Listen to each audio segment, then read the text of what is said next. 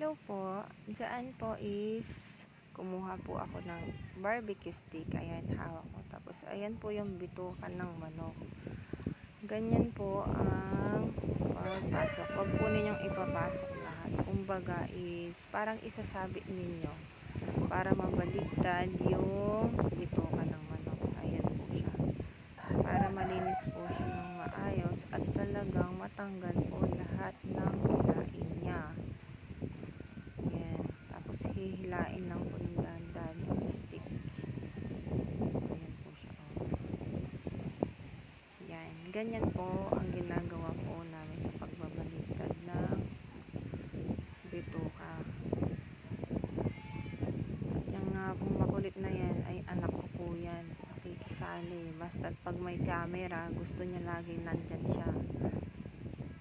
Ayan po siya.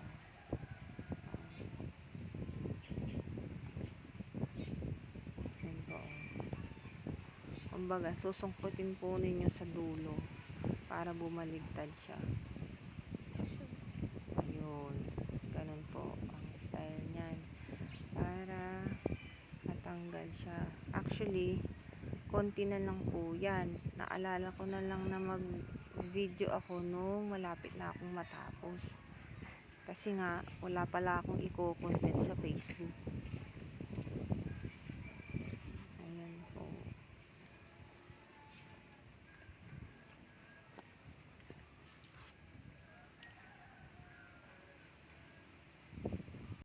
Ayan po.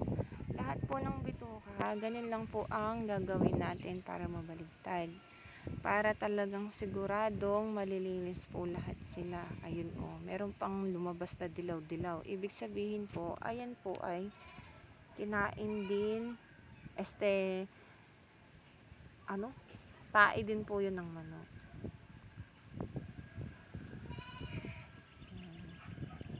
Yun nga lang, medyo matagal ang ganyan.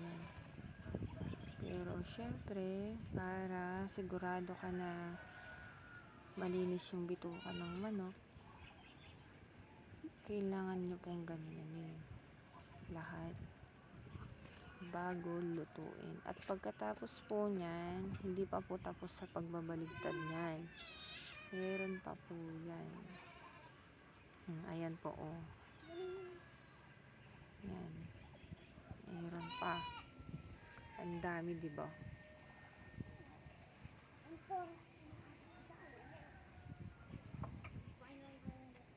Ayan. Ayun. Ganyan. Yan. Ganyan po ang gawin ninyo. Para hindi siya para mabaligtad siya.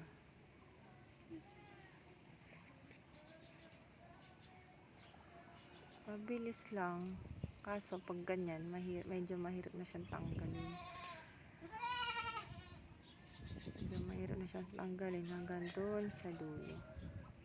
Ayan, mabaligtad na po siya. Ganyan na lang po ang gagawin natin lahat ng bituka. Hindi lang kasi sapat yung huhugasan mo. Ayan. Diyan po, ayan. Naglagay po ako ng asin diyan, tapos suka. Para yung lansa at saka yung dulas niya at saka yung lahat po ng naninilaw ay matanggal na. Tapos lalamasin lang po ng ganyan. Hanggang sa matanggal yung dulas po niya. Ayan oh, di ba? Lumabas po lahat ng dulas at naging puti na po yung suka. Puting-puti na. Pag hawakan nyo po yan, hindi na po yan kasing kasing dulas ng ng il. O di ba? May nalalaman pa akong ganoon Yan. Tapos po, huhugasan lang po ng maayos. Yan. Ayan po oh. Di ba? Puting-puti na. Basta tapon yun, syempre. At pagkatapos, hugasan lang po ng mabuti. Yun lamang po. Salamat po sa mga nanonood kahit wala naman. Hehe.